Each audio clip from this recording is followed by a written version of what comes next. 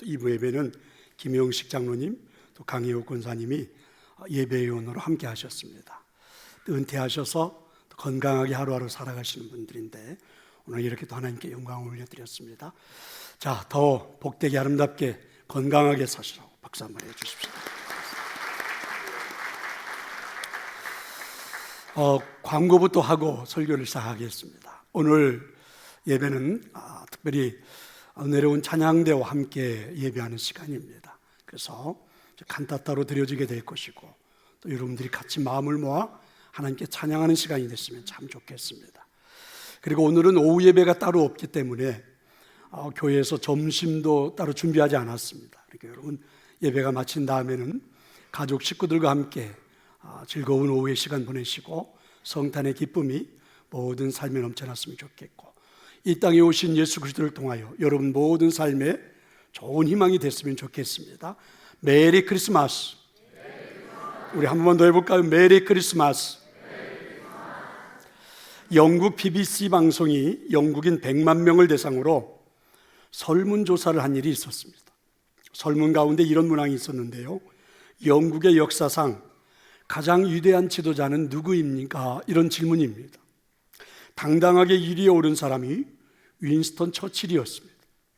그동안 대부분의 많은 사람들은 셰익스피어가 아마 1위가 아닐까 이렇게 생각하고 있었는데 의외로 윈스턴 처칠이 뽑힌 겁니다. 그래서 이 이유를 BBC 방송은 이렇게 분석을 했습니다.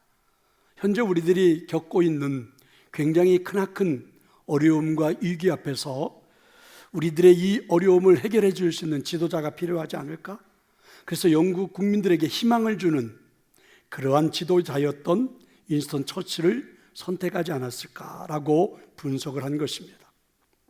사랑하는 성도 여러분, 어쩌면 요즘처럼 암울한 위기와 상황 속에서 우리도 듣고 싶은 성탄의 메시지는 무엇입니까?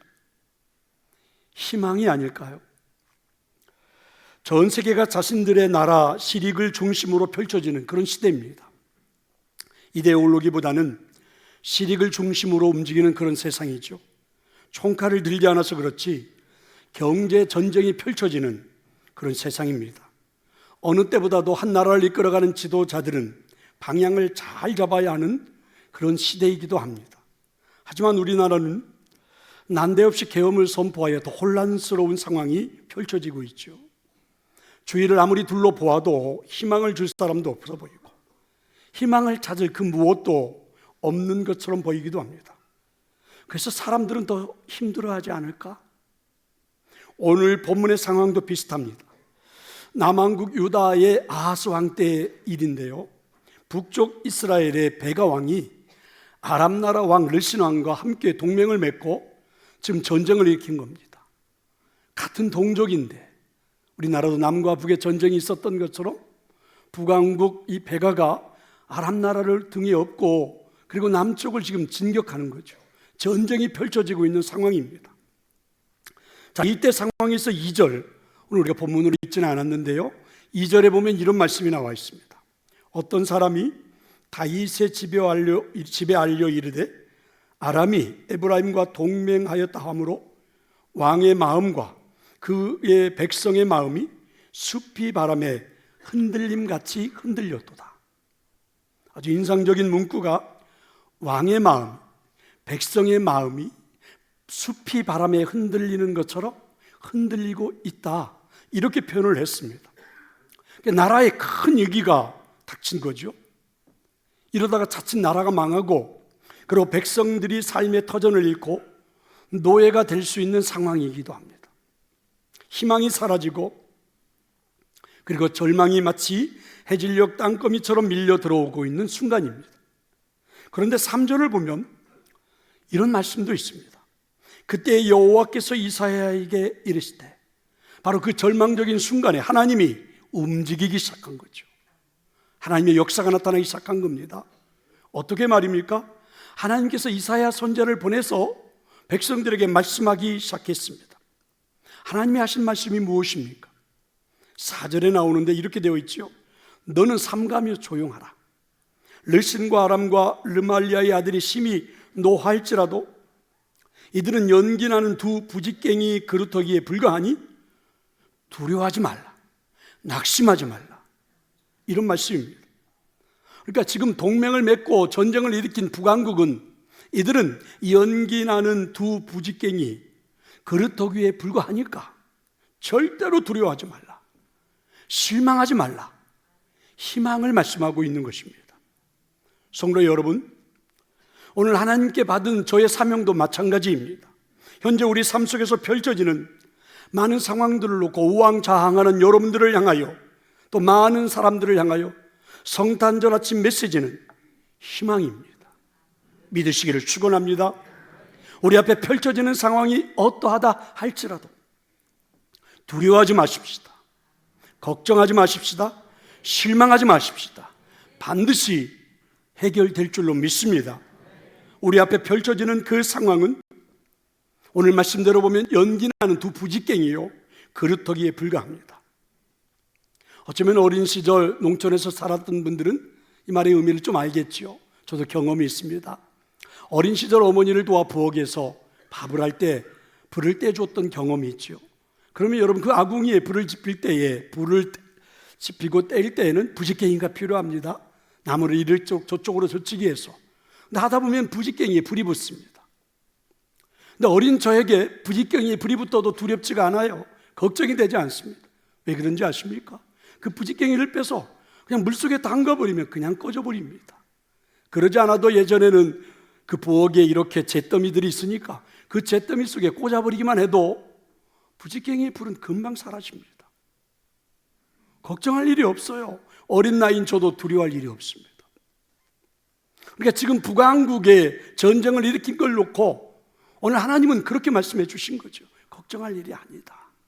그루터기, 아무리 거대한 나무라 할지라도 베어버려져 남겨진 그루터기는 사실은 여러분, 본 모습을 갖추려면 수십 년이, 아니 수백 년이 걸리고, 아니요, 이미 베어져 버린 나무는 다시 그런 모습을 되찾기란 쉽지가 않지요. 거의 불가능합니다. 이미 하나님이 베어버렸기 때문이죠. 에레미야 29장 11절을 보면 이렇게 말씀합니다. 여호와의 말씀이니라. 하나님이 너희를 향한 나의 생각을, 하나님이 그렇게 말씀하는 거예요. 너희를 향한 나의 생각을 나도 안다. 그건 평안이지 결코 재앙이 아니다. 하나님의 생각은요, 여러분, 재앙이 아닙니다. 심판이 아니에요. 평안입니다. 그래서 너희에게 미래와 희망을 주는 것이니라. 성탄절에 들려오는 희망의 메시지인 줄로 믿습니다. 그렇습니다. 하나님은 우리의 희망이십니다. 이 세상에서 도저히 희망을 찾을 수 없을 것 같은 상황 속에서도 우리가 붙잡을 수 있는 유일한 희망은 하나님이십니다. 절망적인 상황 속에서도 우리가 노래할 수 있는 것은 희망의 하나님을 바라보기 때문입니다. 믿으시기를 축원합니다. 오늘 본문은 이런 위기 속에 있는 유다 백성들에게 희망을 하나님이 선포해 주시면서 한 가지 징조 하나를 보여주십니다. 그리고 이 징조는 예언이기도 했지요. 오늘 우리가 읽었던 14절의 말씀, 주께서 친히 징조를 너희에게 주실 것이라.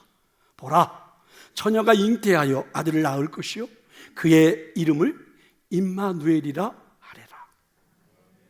하나님이 오늘 보여주시는 징조입니다.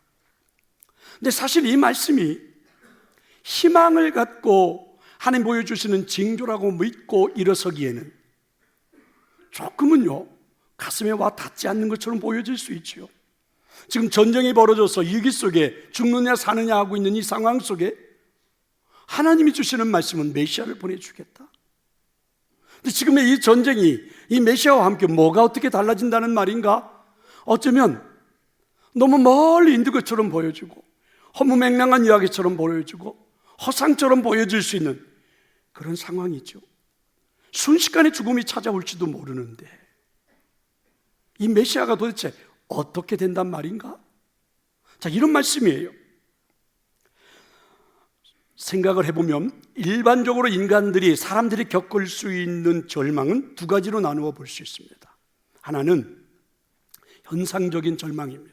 그러니까 지금 눈앞에 겪고 있는 고난과 위기 때문에 겪는 절망이죠. 갑자기 우리가 경영하는 회사가 부도가 날 직전이라든지, 우리 가정의 경제적인 파산이 임할 거라든지, 내 몸에 갑자기 어느 날 건강에 문제가 생겨서 그렇죠? 어떻게 될지 모르겠다든지, 자녀들이 너무 속을 썩여서 너무 절망적인 이런, 그러니까 현상적인 절망이 우리 앞에 펼쳐지죠. 또 다른 하나는 본질적인 절망입니다. 죄로 인해서 죽을 수밖에 없는 우리 사람들이 운명적으로 겪을 수 있는 절망이죠. 다시 말해서 여러분, 갑자기 부도가 날 지경인 이 회사 앞에서 우리 이런 생각을 품게 되죠. 내가 뭘 그렇게 잘못해가지고 이런 일이 벌어질까? 건강에 문제가 생겼을 때 내가 무슨 크나큰 죄를 저질렀다고 이런 문제가, 이런 어려움이 찾아올까? 그래서 여러분, 이거는 본질적인 절망이죠. 이러다가 순식간에 내가 죽는 거 아니야? 이러다가 순식간에 내 인생 앞에 죽음이 찾아오고 그 다음은 또 어떻게 되는 거야? 지옥에 떨어지나? 근데 이런 아주 근원적인 절망이 우리에게는 있다는 거죠. 그러니까 여러분, 우리는 현상적인 절망만 이겨낸다고, 그 절망을 이겨냈다고 우리가 복되게 살아갈 수 있는 게 아니란 말입니다. 근원적인 이 절망이 해결되지 않으면, 그렇죠, 순식간에 현상적으로 나타났던 일들이 해결된다 할지라도 어렵다는 거죠. 그래서 오늘 말씀은 인간의 본질적인 절망을 극복할 수 있는 희망을 보여주는 거죠. 조금 어려운 말이긴 한데요, 이 말씀은 근원적인 희망, 희망 위에 희망, 이런 약속이란 말입니다. 그러니까 하나님께서 오늘 우리에게 보여주셨던 이 말씀은 내 현상 앞에 나타나고 있는 그 절망에서 희망을 약속하지만, 그것보다 더 근원적인 절망도 벗어날 수 있는 희망을 말해주고 있는 거다. 그런데 여러분, 그 말씀이 마태복음 1장 23절에 와보니까 그 약속이 현실이 되어 있습니다. 마태복음 1장 23절, 보라, 처녀가 잉태하여 아들을 낳을 것이요 그의 이름은 임마누엘이라 하리라. 예언했던, 이사야를 통해서 예언하고 희망으로 주셨던 말씀이 그대로 삶의 현실에 임한 것입니다. 예언대로 메시아가 탄생한 겁니다. 이게 바로 성탄절입니다. 믿으시기를 축원합니다. 성도 여러분, 성탄절은 그 자체가 우리 모두에게 희망인 줄로 믿습니다. 인간이 겪고 있는 본질적인 절망을 극복할 수 있는 길이 열렸다, 이걸 선포해 주는 게 성탄절이죠. 우리에게 희망, 그리고 그 희망 위에 희망, 근원적인 모든 절망까지도 이겨낼 수 있는 희망, 이런 것들이 우리 인생 위에, 우리의 삶에 임하고 있다, 이걸 보여주는 게 성탄절입니다. 저는 오늘 이 성탄절을 맞아 예배하는 여러분에게 그런 은혜가 있기를 축원합니다. 불과 2년 전 우리는 코로나 재앙을 겪었습니다. 그때 여러분, 코로나 재앙 속에서 많은 사람들이 이렇게 희망을 말했지요. 일상의 삶으로 돌아갔으면 좋겠다. 평상시 우리가 살았던 그 일상의 삶이 그냥 우리에게 나타났으면 좋겠다. 얼마나 단순한 희망입니까? 일상의 삶을 할 수 없었으니까. 이게 대부분의 모든 사람들의 희망이었죠. 그때 여러분, 우리 크리스찬들은 그 상황 속에서도 우리는 이렇게 고백을 했습니다. 하나님, 인간의 죄악으로 만들어진 바이러스를 물리쳐 주옵소서. 우리 크리스찬들은 일상의 삶으로 돌아가 복된 삶을 살고 싶다는 희망 위에 또 한 가지는, 결국 이 바이러스는 우리 인간들이 죄악으로 만들어낸 것이 아닌가? 하나님, 그래서 이 죄악을 용서해달라는, 그죠? 우리는 근원적인 희망을 선포했던 사람들이 크리스찬들입니다. 그런데 여러분, 언뜻 생각해보면 현상적인 절망은 바로 해결되면 좋겠지만, 그보다 더 중요한 근원적인 이 절망은 마치 뜬구름을 잡는 것처럼, 저 멀리 있는 것처럼 느껴져서 사람들이 잘 생각을 안 하려고 그래요. 마치 이런 것처럼 로마서 4장 18절을 보면 이렇게 말씀하고 있죠. 아브라함이 바랄 수 없는 중에 바라고 믿었으니, 아브라함이 나이가 100세가 다 되어가는 시점에서 아들을 낳고 그 아들로 큰 민족을 이루어 줄 것이라는 것을 믿었다. 그래서 바랄 수 없는 중에 희망을 품고 그 희망이 이루어질 것을 믿었다, 이런 말씀이거든요. 어쩌면 여러분, 우리가 사는 세상에서 희망을 찾을 수 없는 것처럼, 진정한 희망이 우리에게 없는 것처럼 보여지기도 해요. 아브라함이 나이가 100세인데 다 된 나에게 무슨 자녀가 생기고, 그리고 그건 말이 안 되지. 아브라함이 품고 있는 꿈은, 희망은 허무맹랑한 것처럼 보일 수 있겠죠. 지금 이 나이에 무슨 아들을 낳고 내가 낳은 아들을 통해서 무슨 민족이 이루어져? 허황된 꿈처럼 보이는 거죠. 저와 여러분이 품고 있는 이 근원적인 희망마저, 어쩌면 여러분, 예수 그리스도를 통하여 우리에게 주신 그 희망마저 그렇게 보일 수도 있어요. 그게 뭐 그리 대단하다고, 그게 뭐 그렇게 우리 눈앞에 현실적으로 다가온다고 이렇게 볼 수 있다는 것이죠. 하지만 여러분, 지금의 상황을 뛰어넘어 펼쳐질 그 희망을 품는 근원 위의 희망, 근거가 뭘까? 가장 깊은 절망할 수밖에 없는 우리 인간의 그 근본적인 모든 것들을 뛰어넘을 수 있는 희망, 그게 허무맹랑한 이야기가 아니라 그걸 정말 우리 가슴에 품을 수 있는 근거가 뭘까? 여러분, 아브라함은 100세의 아들을 낳을 것이라고 희망을 품고 믿음을 가졌던 그 근거가 무엇입니까? 하나님께서 해주신 말씀 때문에 그렇죠. 하나님이 내가 너에게 아들을 낳게 해주마, 이 말씀 때문에 그랬습니다. 그래서 우리가 희망을 품고 살아가는 근거는 오늘 하나님의 말씀이에요. 이렇게 말씀하잖아요. 처녀가 잉태하여 아들을 낳으리니. 하나님 이사야 선지자를 통해서 외쳐주셨던 이 말씀이 근거입니다. 이 말씀대로 예수님이 이 땅에 태어나셨습니다. 그리고 우리는 또 이 말씀의 근거로 다시 오실 예수님을 기다립니다. 믿으시기를 축원합니다. 이게 우리가 붙잡아야 할 희망의 근거죠. 이게 오늘 아침 우리가 하나님으로부터 들어야 할 희망의 말씀입니다. 그럼 어떻게 이 성탄절이 나에게 희망이 되는 걸까? 성탄 사건을 희망으로 삼아도 되는 것은 무엇 때문일까? 오늘 성경은 이렇게 말합니다. 보라, 처녀가 잉태하여 아들을 낳을 것이요 그의 이름을 임마누엘이라 하리라. 아멘. 눈을 크게 뜨게 하는 말씀이 있죠. 바로 임마누엘입니다. 하나님이 우리와 함께 계시다라는 것입니다. 하나님께서 절망 가운데 있는 하나님의 백성들에게 희망의 징조를 보여주셨는데 그 핵심 내용은 임마누엘입니다. 하나님께서 우리와 함께 하시겠다는 약속입니다. 그리고 이 약속으로, 그리고 이 약속이 이루어지는 것으로 우리에게 성탄이 되게 해 주신 것입니다. 여기서 중요한 사실이 이거 아닙니까? 하나님께서 천지를 창조하시고 전능하신 분이라는 것이 객관적인 진실이라 할지라도 그분이 나와 동떨어진 곳에 계신다면 그게 뭐가 희망이 되겠습니까? 하나님께서 우리를 이 길 가운데서 건져주실 능력이 있다는 것을 믿어도 그분이 나와 무관한 삶을 살고 있다면 그게 무슨 희망이 되겠습니까? 무슨 말씀입니까?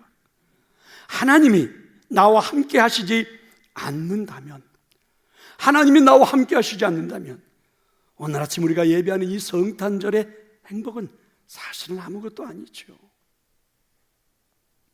예를 들어 보겠습니다. 이스라엘 백성들은 하나님의 은혜로 애굽에서 10가지 재앙을 통해서 탈출을 할 수 있었죠. 하나님께서 자기들을 구원하시려고 그 놀라운 이적을 펼쳐주신 겁니다. 그리고 광야를 행군하면서 매일 하늘에서 내리는 만나를 먹었습니다. 매일매일 자신들을 인도하는 구름기둥, 불기둥을 인도를 받았습니다. 매일이 이적의 날이었지요. 왜 그랬습니까? 이것이 왜 중요합니까?